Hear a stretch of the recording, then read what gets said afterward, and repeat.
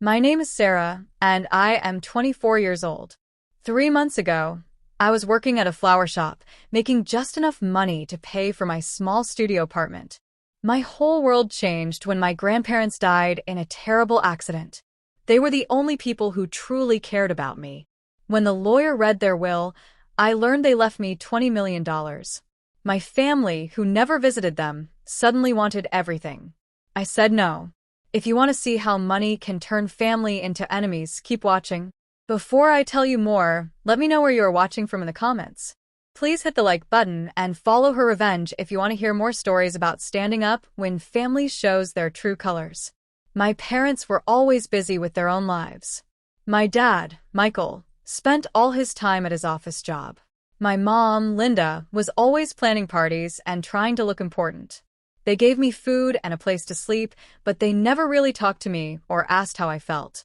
When I was 6 years old, I started staying with my grandparents, Rose and William, every weekend. Their small house felt like heaven to me. Even though they had lots of money, they lived like regular people. Their backyard had a big garden where Grandpa William taught me to plant flowers and vegetables. Grandma Rose showed me how to make cookies and how to fix things around the house. They came to all my school shows and games when my parents were too busy. My grandparents started with nothing and built their money slowly. They opened a small bakery in the 1980s with just one oven and big dreams. By the time I was born, Rose and William's bakeries had 50 stores in 4 states. But you would never know they were rich by looking at them. Grandpa drove an old truck for 15 years. Grandma bought her clothes from discount stores. They always told me that money should help others, not make you feel better than other people. This way of thinking made my dad really angry. As their only child, he thought he should get all their money and live like a rich person. He hated how they saved money and called them cheap. What he saw as being mean with money, they saw as teaching good lessons. They paid for his school but made him work summer jobs. When he finished college, they helped him buy a small house, not the big fancy one he wanted. The big fight happened when my dad asked for a top job at their bakery company even though he knew nothing about baking or running stores. My grandparents said he had to start at the bottom and learn like everyone else. He got very mad, quit, and took a different job. After that, they barely talked. For me, they did things differently. They paid for all my school, so I would not owe money later. But they wanted me to pick a job I loved, not just one that paid a lot of money. When I decided to work with flowers, they were so happy even though flower shop workers do not make much money. All through my adult life, I stayed close to my grandparents. We ate dinner together every Tuesday night. I helped them learn to use computers and phones with apps.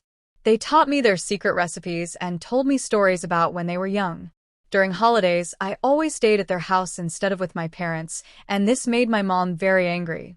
I lived in a tiny apartment about 30 minutes from my grandparents' house. It was small but cozy, with plants everywhere and furniture from secondhand stores. My job at Petal's flower shop paid just enough for my needs. I was happy with simple things like reading books from the library, walking in the park, and helping at the dog shelter. My grandparents respected how I lived on my own, though sometimes they surprised me with useful gifts like new shoes or a coffee maker. 3 months ago, everything changed forever. I was arranging flowers for a wedding when the police called. My grandparents had been walking home from the grocery store when a speeding truck hit them at a crosswalk. They died right away. The officer said it was quick and they did not hurt, but that did not make me feel better. The funeral felt like a bad dream. I remember my parents arguing with the funeral home about how much everything cost. My brother David came from another state, but spent the whole time texting on his phone. My Aunt Carol cried loudly when people were taking pictures, but stopped when the cameras were put away. My Uncle Tom just stood in corners, looking uncomfortable. None of them had visited my grandparents in years, but suddenly they were acting like they were the saddest family members. I felt empty inside. The 2 people who really loved me were gone forever. Their house, which used to be warm and full of laughter, now stood quiet and dark. I could not make myself go inside after the funeral. Instead, I went back to my apartment, took time off work, and tried to understand that my life would never be the same. 3 weeks after the funeral, I got a call from James Peterson, my grandparents' lawyer. He asked me and my family to come to his office to hear what was in their will. I had no idea that meeting would change everything. The morning of the will reading was cold and rainy, just like how I felt inside. I got to Peterson Law Office 20 minutes early, wearing a black sweater and carrying the umbrella my grandmother always made me keep in my car. The office was in an old brick building downtown with wooden floors and comfortable chairs. James Peterson smiled sadly when he saw me. He was about 65 years old with gray hair and gentle eyes behind small glasses. "I am so sorry about Rose and William," he said softly. "They were wonderful people. I will miss our monthly lunches and her chocolate chip cookies." His real sadness made my eyes fill with tears. "Thank you," I whispered. "They talked about you a lot too." Before we could talk more, the door opened and my family walked in all together. My dad Michael came in first, looking at his expensive watch like he was late for something important. At 52, he looked like an older, meaner version of my grandpa, but without any kindness. My mom Linda followed, carrying a designer purse that probably cost more than I made in 3 months. My 22-year-old brother David walked in trying to look cool, wearing wrinkled clothes that did not match. Behind them came my Aunt Carol, already talking loudly on her phone about some problem with her book club friends. My Uncle Tom walked behind everyone, nodding hello to me, but then looking away quickly. They had been married for 18 years, but I rarely heard him say more than a few words at family gatherings. "Let's hurry this up," my dad announced without saying hello to anyone. "Some of us have real work to do." James smiled, but his eyes looked tired. "Of course, Michael. Please follow me to the meeting room. Everyone is here now." The tension in the room felt thick as we sat around a big wooden table. My dad sat at one end like he was the boss, while I chose a seat near James. The others sat in their usual spots, my mom next to my dad, David next to her, Aunt Carol and Uncle Tom across from them.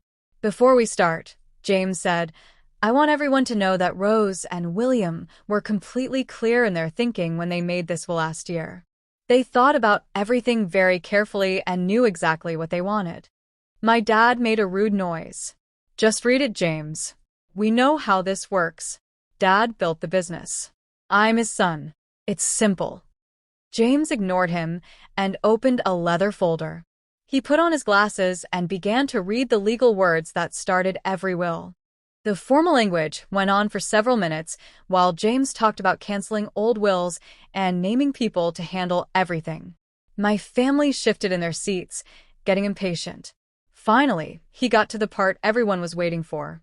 "We leave our entire estate, including all our money totaling about $6 million, our investments worth about $10 million, our house and properties worth about $3 million, and our bakery business worth about $1 million, to our beloved granddaughter, Sarah Marie Thompson." The room went completely quiet. I stopped breathing for a second, sure I had heard wrong. James continued reading. "We specifically choose not to leave anything to our son Michael Thompson, our daughter-in-law Linda Thompson, our grandson David Thompson, our daughter Carol Martinez, or our son-in-law Tom Martinez, because we have helped them during their lives and have explained our reasons to our lawyer."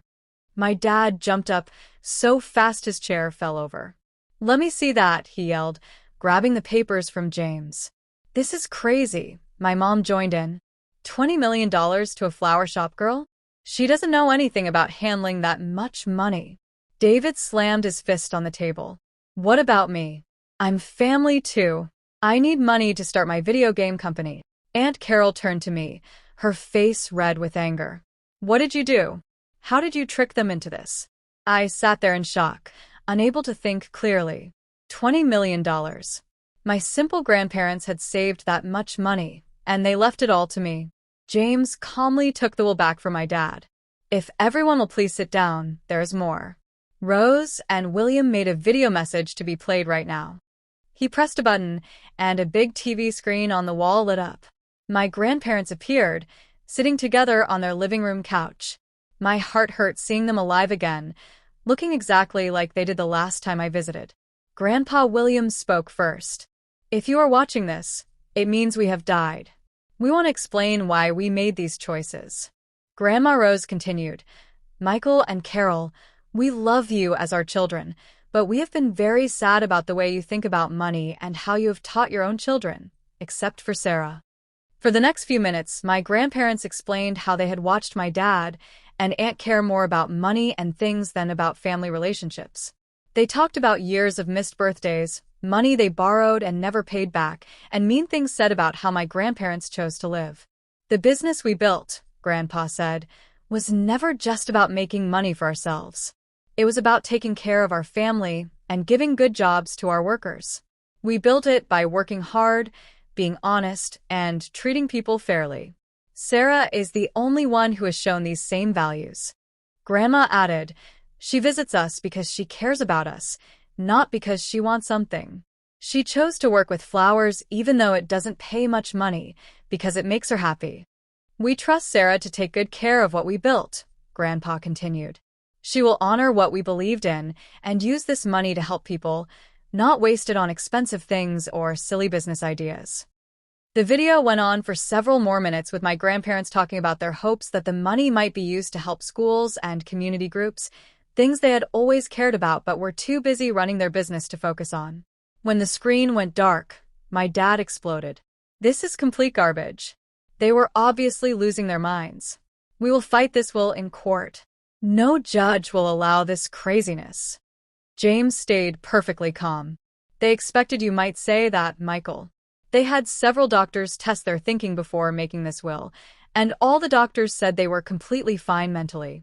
Also, they wrote down years of examples that led to their decision. I must tell you that fighting this will would be very hard, very expensive, and you would probably lose." My mom turned to me, suddenly speaking in a sweet, fake voice. "Sarah, honey, you understand this isn't right, don't you? Your grandparents were confused. This money belongs to the whole family, not just you. You'll share it with us, won't you?" I felt trapped with everyone staring at me. I need to think about this," I stuttered. I had no idea they were going to do this. "Think about what?" David scoffed. "There's nothing to think about. That money should be split equally or managed by someone who actually knows about business," my dad interrupted, meaning himself. As the arguing got louder, James gently touched my arm. "You don't have to decide anything today, Sarah. Take time to process this. My office will handle all the immediate business with the estate." He handed me a thick envelope. "This has all the important papers, keys to their house, and phone numbers for their financial helpers. Call me anytime if you have questions." The meeting fell apart after that, with everyone threatening lawsuits and saying mean things. James finally asked everyone to leave, saying he had another appointment. As we walked out, my dad grabbed my arm hard. "This conversation isn't over," he hissed. "Come to our house tonight at 7. We need to sort this out as a family." His voice made it clear I had to come, not that I had a choice. I nodded, too overwhelmed to argue. As they drove away in their expensive cars, I sat in my old car in the parking lot, holding the envelope and wondering how something meant to be a gift had become such a problem. I spent the afternoon driving around town with no real destination, stopping at a quiet coffee shop to try to think clearly. The envelope from James sat unopened on the table next to me. Part of me wanted to look inside to understand exactly what my grandparents had trusted me with. Another part was scared of how big this responsibility was. At 6:45, I pulled into my parents' driveway, seeing that everyone else was already there. Their huge house stood in front of me, all glass and stone, built to impress people rather than feel like home. I took a deep breath, grabbed the envelope, and walked inside. They were waiting in the fancy living room, a space only used when my mom wanted to show off to her friends. My dad stood by the fireplace with a glass of whiskey in his hand. My mom sat on the edge of an uncomfortable-looking designer chair. David was sprawled on the couch, playing games on his phone, while Aunt Carol paced around nervously. Uncle Tom stood by the window, staring outside like he wished he could escape. Finally, my dad said when I walked in, "Sit down, Sarah." I chose a chair near the door, suddenly thinking I might need to leave quickly. "Let's be smart about this," my dad began, using his business voice. "Your grandparents obviously weren't thinking clearly. They meant for the family to benefit, not just you." My mom nodded enthusiastically. Sweetie, managing wealth is very complicated. Your father has the experience to handle this properly. You can still get a nice amount, maybe enough to buy a real house instead of that tiny apartment. The way she talked down to me made my skin crawl, but I stayed quiet. Feeling brave, because I wasn't arguing, my dad continued. Here's what we're proposing. You sign the estate over to me since I'm the financial head of this family. I'll make sure everyone gets their fair share. You'll get 8%, which is very generous considering you don't need much. 8%. I finally spoke. That would still be over $1.5 million. Exactly. David jumped in. More than enough for a flower girl. I need at least $4 million for my gaming startup. It's going to be huge. I looked at him doubtfully. David had jumped between get-rich-quick ideas for years, never keeping a job longer than 2 months. His last idea, an app for rating pizza places, had failed after he spent $30,000 of my parents' money. The house should come to us, Aunt Carol interrupted. We have 2 kids to think about. That neighborhood would give them better schools. I almost laughed at how ridiculous this was. Aunt Carol had visited my grandparents maybe 3 times in the last 10 years. Her kids, my cousins, were basically strangers who sent Christmas cards with her handwriting. As the evening went on, their tactics changed. When demanding didn't work, they tried to make me feel guilty. After everything we've done for you, my mom said, her eyes getting watery for show. We gave you life, a good home, opportunities. Is this how you repay family loyalty? I nearly choked on my water. Loyalty? When was the last time either of you called just to see how I was doing? When did you ever come to one of my school plays or art shows? My dad changed his approach again. We're not asking, Sarah. We're telling you what's going to happen. Either you sign the transfer papers willingly, or we'll contest the will in court.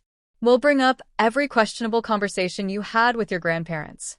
How often did you visit them alone? What did you tell them about us when we weren't there? It will get very ugly. The threat hung in the air like a dark cloud. I felt sick, but something inside me grew stronger. I remembered when I was 9 and some bigger kids were picking on me at school. My grandfather taught me to stand up for myself. No one can take away your dignity unless you let them, Sarah, he had said. Know what's right and stick to it. Uncle Tom, who had been quiet the whole time, suddenly spoke. Maybe we should all calm down and give Sarah some time to think. This is a lot to handle. My dad spun around to face him. Stay out of this, Tom. This is family business. I am family, he replied quietly but immediately backed down when my dad glared at him. As the clock moved past 10, David started typing transfer papers on his laptop. My mom called their personal lawyer for advice on the wording. Aunt Carol looked at real estate websites for my grandparents' house, talking about which rooms she would change first. They had already divided up my inheritance without asking me, planning how they would spend every dollar.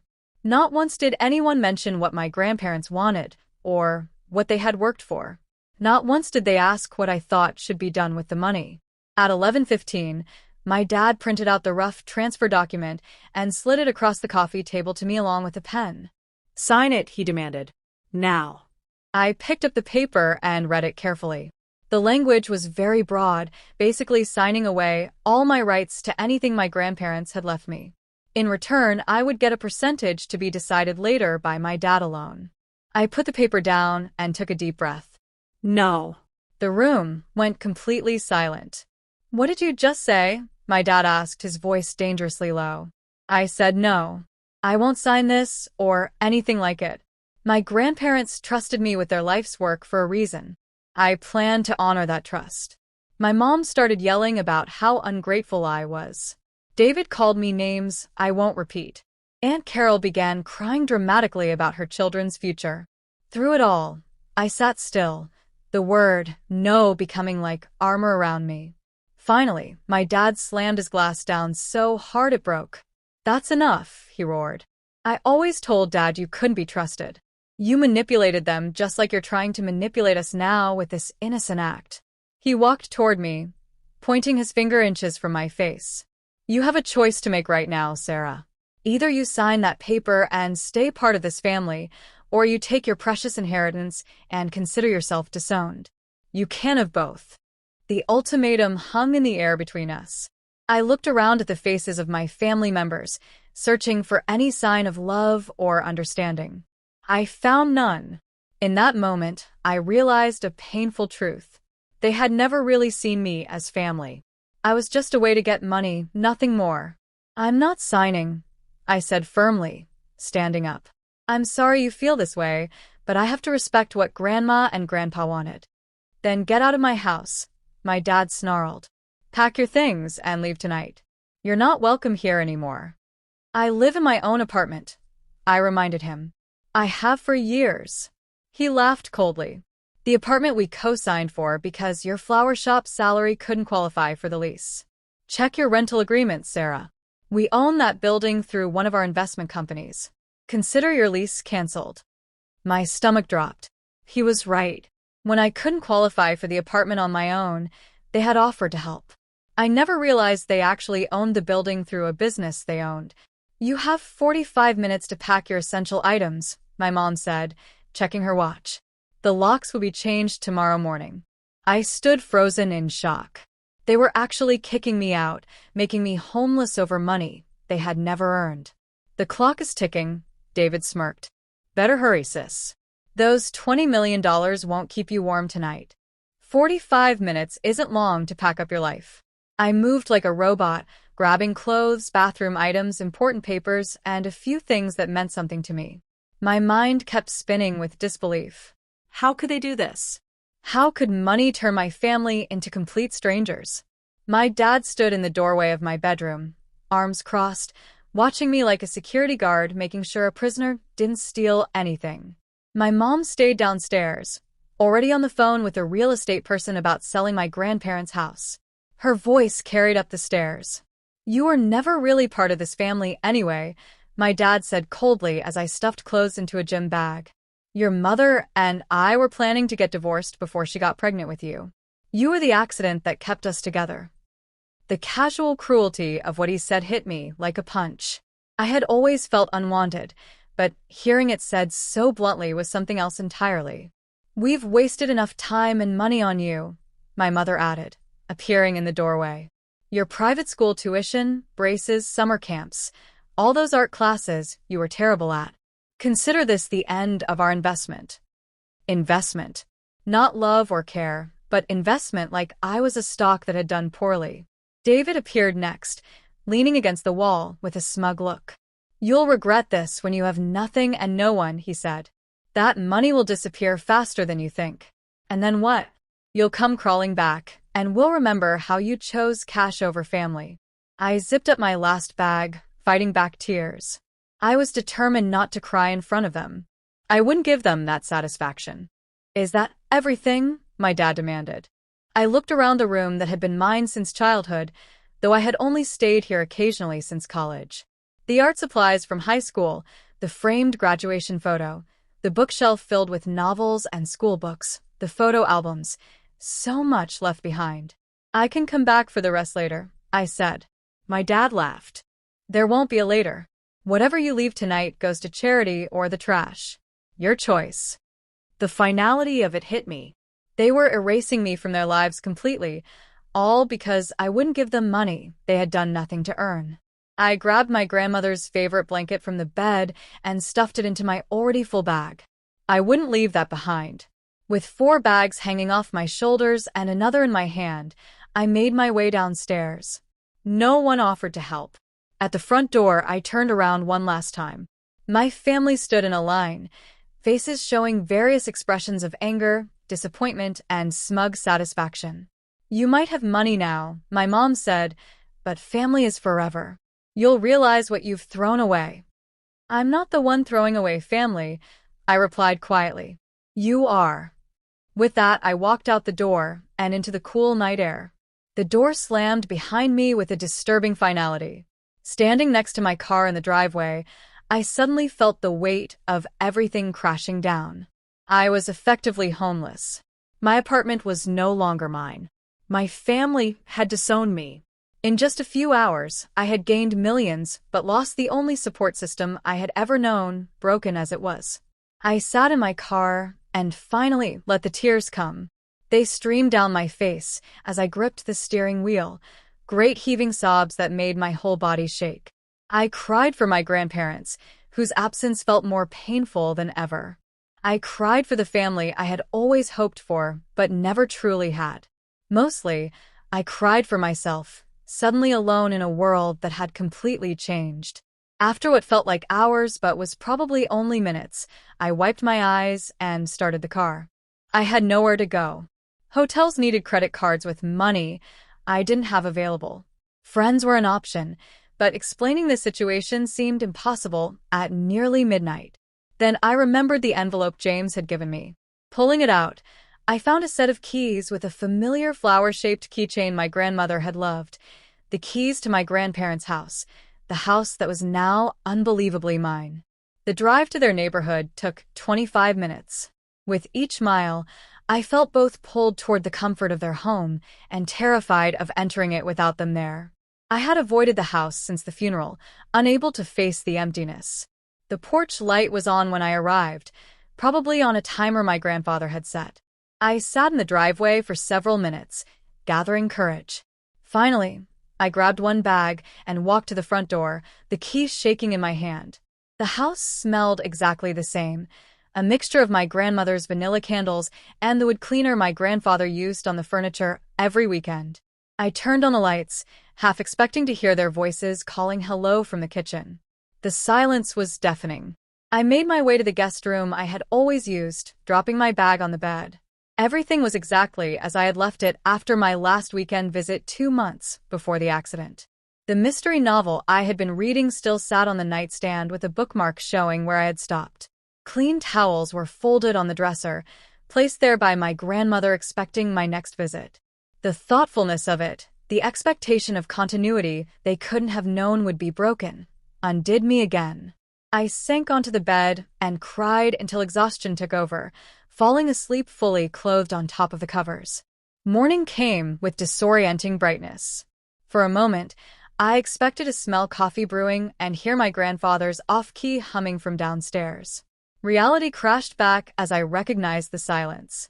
They were gone, and somehow I had inherited both their fortune and their enemies, all in the form of my own family. My phone had exploded overnight with texts and missed calls, most from my dad and mom, alternating between threats and sudden attempts at being nice. "We can work this out if you'll be reasonable," read one message from my mom. My dad was less subtle. "You have 24 hours to reconsider before we file the lawsuit." David sent a single text. "Enjoying the big empty house? Not for long." That last one sent a chill down my spine. It sounded like a threat, not just talk. I forwarded it to James, who responded immediately. "Stay where you are. I'll be there in 45 minutes. Don't open the door for anyone else." His urgency worried me but also provided strange comfort. At least someone was on my side. James arrived exactly 45 minutes later, carrying a briefcase and a cardboard drink carrier with 2 coffees. I led him into the kitchen where we sat at the breakfast table my grandparents had used for casual meals. "First things first," he said, sliding a coffee toward me. "Your family has already contacted 2 different lawyers about contesting the will. I expected this and have prepared responses." I wrapped my hands around the warm cup. "They kicked me out last night. My dad apparently owns my apartment building through some investment company." James nodded grimly. Typical Michael tactics. Using pressure to force compliance. He began pulling documents from his briefcase. "What he didn't tell you is that your grandparents provided for this exact situation." He showed me a deed to a small cottage about 15 minutes outside town. "Your grandmother bought this property 3 years ago as an investment, but kept it in a separate trust for you. Michael doesn't know about it. You have somewhere to go if you need it." Relief washed over me. At least I wouldn't be homeless. But the idea of hiding while my family circled like vultures didn't sit well. "There's something else you should know," James continued. "You're not alone in this. Your grandparents had many loyal friends and employees who understood the situation with your family." As if on cue, a knock sounded at the back door. James smiled. "That would be Maria." "Maria?" The name was vaguely familiar. "Maria Santos. James explained. She's been your grandparents' business manager and house caretaker for 12 years. She lives in the small apartment above the garage. I saw your car this morning and wanted to check on you. I answered the door to find a woman in her early 40s with warm brown eyes and graying hair pulled back in a ponytail. She held a plate of homemade muffins. "Miss Sarah," she said warmly, "I'm so sorry about your grandparents. They were like family to me. I saw your car this morning and wanted to check if you needed anything." The simple kindness nearly brought me to tears again. "Thank you, Maria. I'm honestly a bit overwhelmed right now." Maria nodded understandingly. "Mr. William and Mrs. Rose worried about that. They asked me to look after you if anything happened to them." James invited Maria to join us at the table. Over the next hour, Maria shared stories about my grandparents that I had never heard, painting a picture of two people who were respected and loved by those who worked with them, not just their entitled family members. "Your father and brother," Maria said carefully, "they came here right after the funeral when no one was around. They took things, watches, electronics, some jewelry. I have it all on the security cameras." My stomach clenched. My dad had installed a security system for my grandparents years ago, supposedly for their protection. I had forgotten about the cameras. Maria shook her head sadly. "They didn't know Mr. William had me update the system last year. He didn't trust the old one your father installed. Said it had too many weak spots." James made a note. "That footage could be useful if they pursue legal action." "There's more," Maria continued. "Mrs. Rose kept detailed diaries. She wrote down everything, especially family visits and what was said. They're in her office." I followed Maria to my grandmother's small office, next to the living room. A wooden bookcase held dozens of notebooks, each carefully dated. Maria culled one from the shelf and handed it to me. "This one talks about when your father asked for money last year for some business idea." I opened the diary immediately, recognizing my grandmother's neat handwriting. "June 20th. Michael visited today, first time in 8 months. Didn't ask about our health or how we were doing. Immediately started talking about some cryptocurrency business needing $300,000. When William said no, Michael got angry, accused us of loving Sarah more, said we were foolish to trust her when she only visits to get our money. He couldn't be more wrong. Sarah has never asked for money, doesn't even know how much we have, brings us homemade soup every Tuesday, and stays to eat with us." Michael left without finishing his coffee. William was very upset afterward. I read entry after entry, each one documenting years of similar visits. My father demanding money. My brother pitching ridiculous business ideas. My mother making rude comments about their simple lifestyle being embarrassing to her social status. In contrast, my visits were described with genuine joy. My grandmother noted small gifts I had brought, conversations we had shared, help I had offered around the house. She saw me in a way my parents never had. As I read, the doorbell rang. Maria went to answer it, returning with an elderly woman in a practical sweater and jeans. "This is Dorothy Chun," she introduced her. "Your grandparents' neighbor for 25 years. Dorothy hugged me tightly. "You look just like Rose when she was young," she said. "She was so proud of you, always talking about your flower arrangements and how kind you were to everyone." Over the next several hours, more people arrived. Elena Rodriguez, my grandparents' accountant, who knew every detail of their bakery business and offered to guide me through understanding the company. Mark Thompson, their investment advisor, who brought detailed folders showing exactly how my inheritance was structured. Patricia Johnson, their next-door neighbor for 28 years, who brought homemade soup and stories about block parties I had attended as a child. Each person who arrived brought not only information but genuine care. They had all loved my grandparents and, by extension, cared about me and my well-being. While going through my grandmother's desk, Dorothy found a secret drawer containing letters from my father spanning decades. Each one asked for money, some with barely hidden threats about cutting off my visits if they refused. "She also kept this," Dorothy said, handing me a flash drive. "Security footage from after the funeral. Your mother was going through Rose's jewelry box before the reception even started. She took several valuable pieces, claiming Rose would have wanted her to have them. My grandparents, it seemed, had been documenting my family's behavior for years, perhaps knowing this day would come. They had created not just a financial safety net for me, but a network of support and evidence that would protect their wishes. Around 5 o'clock in the afternoon, as James was guiding me through the complex financial documents, my phone buzzed with a text from David. "Hope you're enjoying Grandma and Grandpa's house while you can.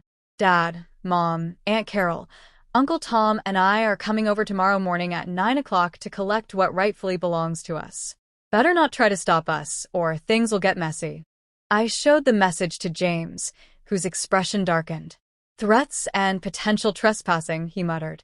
"I think it's time to activate the final part of your grandparents' plan." He made several phone calls quickly, speaking cryptically about meetings and evidence. When he finished, he turned to me with a determined expression. "Your grandparents anticipated this exact scenario, Sarah. They knew Michael and the others wouldn't accept their decision. They prepared for it. Tomorrow morning, we'll be ready for them. But tonight, I suggest you review these materials so you understand exactly what you're fighting for." He gestured to the pile of diaries, financial documents, and legal papers spread across the dining room table. Your grandparents built more than just wealth. They built relationships based on trust and respect. That's their true legacy to you. As everyone except Maria left for the evening, promising to return the next morning, I felt a strange calm settling over me. I wasn't alone in this fight. My grandparents had ensured that they had given me not just their money, but their wisdom and their community. I spent the evening reading through diaries and financial reports, getting to know my grandparents in a new way. They had been strategic, thoughtful, and careful in their planning.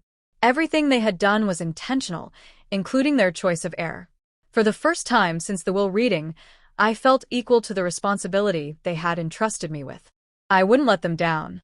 As I prepared for bed, another text came through from David. "Better sleep with one eye open, sis. Tomorrow you'll see what happens to people who steal from this family." Instead of fear, I felt determination hardening within me. Tomorrow would indeed show what happens when people try to steal from family, but not in the way David imagined. I woke early the next morning, nervous but determined. By 7:30 a.m., James had arrived with coffee and donuts, along with a thick folder of legal documents. "These are restraining orders ready to be filed if necessary," he explained. "And these are cease and desist letters addressing the specific threats David made." Maria arrived next, immediately taking over the kitchen to prepare breakfast. The familiar smells of bacon and coffee filled the house, providing strange comfort before the coming storm. By 8:45, the house had filled with supporters. Maria positioned herself by the front door as a quiet guardian. Elena Rodriguez, my grandparents' accountant, set up her laptop at the dining table, ready to present financial evidence if needed. Dorothy bustled around, making sure everyone had coffee and food, her presence alone a connection to my grandparents' hospitality. At 8:55, cars began pulling into the long driveway. First, my father's black luxury car, then my mother's white SUV, followed by Aunt Carol and Uncle Tom's red convertible, and finally David's flashy sports car he could only afford because my parents paid his bills. "They're early," James observed, trying to catch us off guard. As the doorbell rang aggressively, followed by pounding, James nodded to Maria, who opened the door. My father stood on the doorstep, momentarily surprised to see someone other than me answering. Behind him, the rest of my family clustered together, expressions ranging from angry to smug. "Where's Sarah?" my father demanded. "This is family business." Maria remained unmovable. "Miss Sarah is expecting you. Please come in." My family filed into the entrance hall, stopping short when they saw the gathering in the living room. I stood in the center, James slightly behind me to my right. "What is this?" my mother asked, her voice sharp. "You brought outsiders into a private family matter?" Before I could answer, the front door opened again, and 3 more people entered. First came Judge Patricia Williams, a tall, dignified woman in her 60s who had been my grandparents' friend for decades. She was followed by Police Captain Robert Martinez, whose son's medical bills had been quietly paid by my grandparents' charity work. Last came Andrew Kim, my grandparents' business lawyer for over 15 years. My father's face went pale at the sight of Judge Williams. The judge had ruled against him in a contract dispute years earlier, a case my father had tried unsuccessfully to influence through social connections. "Patricia," he said, attempting a friendly tone that fell flat. "What brings you here?" The judge's expression remained serious. "I'm here at the request of Rose and William Thompson through their attorney James Peterson. They asked me, in the event of their deaths, to serve as an impartial witness to any family disputes regarding their estate." My mother turned to Captain Martinez. "This is ridiculous. We're here to collect family heirlooms that rightfully belong to us. Why is law enforcement present?" The captain smiled thinly. "I'm here as a friend of the Thompson family, not in an official capacity, unless, of course, someone commits a crime, in which case my official duties would naturally take precedence." The implied threat was not lost on any of us. As if on cue, the back door opened and 5 more people entered, forming a semicircle behind me. They were longtime employees from my grandparents' business, people who had known my father since childhood and had witnessed his transformation from entitled son to absent family member. "You've got to be kidding me," David muttered. "Is this supposed to scare us?" I stepped forward, finding strength in the support surrounding me. "I know why you're here. You believe you're entitled to my grandparents' estate despite their clear wishes. You think you can bully or threaten me into giving you what you want." My father's face hardened. "Those old fools were manipulated. We're simply here to correct that mistake." From behind me, Andrew Kim spoke up. "Actually, Michael, I have documentation of every attempt you made to access your parents' assets over the last 15 years. He opened a folder. "This includes the unauthorized withdrawal attempt from their savings account in 2018, the fake emergency loan request in 2020, and your attempt to have Rose declared mentally unfit last year after she refused to fund David's failed app development." My father's face turned red. "That's taken out of context." Elena Rodriguez stepped forward, tablet in hand. "I also have records of the business loan you never repaid, Michael. $150,000 borrowed in 2015 for your vacation condo in Florida. Your parents never pursued repayment, though they certainly could have." One by one, my grandparents' friends and employees presented evidence of my family's attempts to extract money over the years, contrasted with their minimal involvement in my grandparents' actual lives. Aunt Carol, who had been quietly fuming, suddenly turned to me. "You manipulative little snake. You turned our parents against us, filled their heads with lies." Judge Williams cleared her throat. "Actually, Mrs. Martinez, I reviewed the video diaries Rose kept. There was no external influence. Your parents were quite clear about their reasoning." "This is all very dramatic," my mother said dismissively, "but it changes nothing. We'll contest the will. We'll win." James stepped forward. "I've prepared documentation for you all. It includes evidence that would become public record if you contest the will." He handed each family member a thick envelope. "This includes banking records, text messages, emails, and video evidence of your interactions with Rose and William over the past decade. I encourage you to review it before making decisions about legal action." Uncle Tom, who had remained silent until now, opened his envelope and began reading. His face grew increasingly pale. After a moment, he touched Aunt Carol's arm. "We should go," he said quietly. "This isn't a fight we can win." She shrugged him off angrily. My father wasn't giving up so easily. However, my father had gone very still after scanning the contents of his envelope. There were records of business dealings he had clearly hoped would remain private, along with transcripts of harsh comments he had made about his parents when he thought no one was listening. Captain Martinez stepped forward. "I should also mention that this property is under 24-hour security surveillance. Any attempt to remove items without permission would constitute theft." Maria nodded. "The new system records everything inside and out, all backed up to secure cloud storage."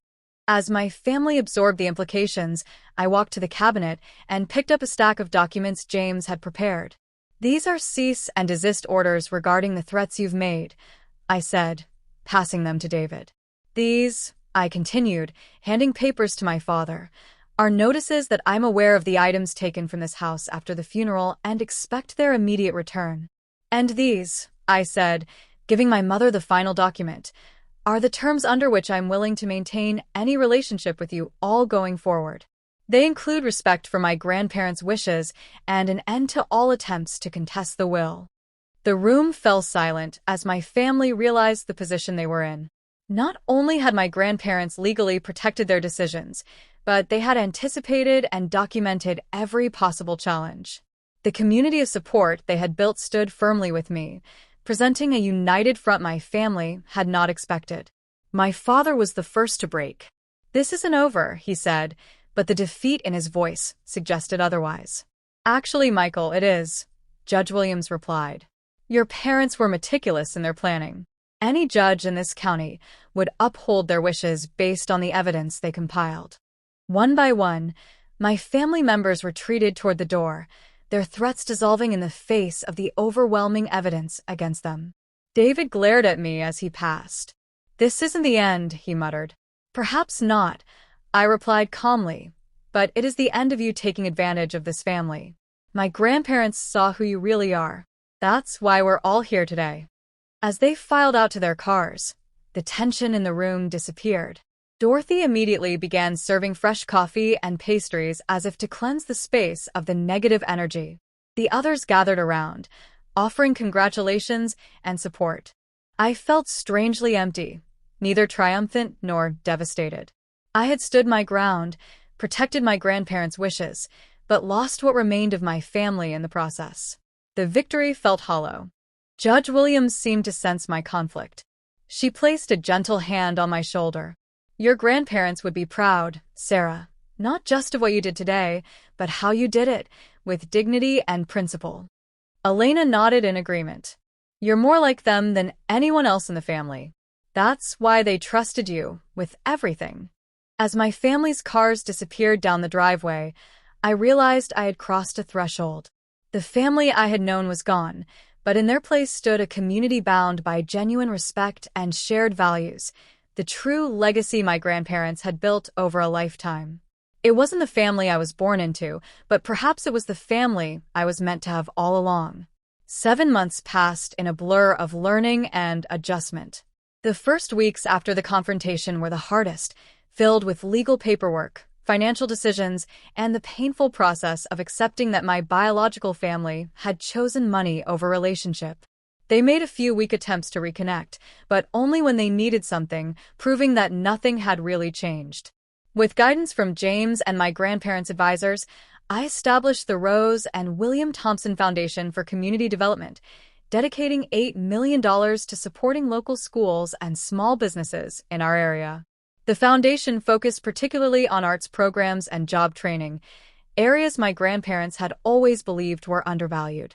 I returned to working at the flower shop, much to the surprise of those who thought I would quit once wealthy.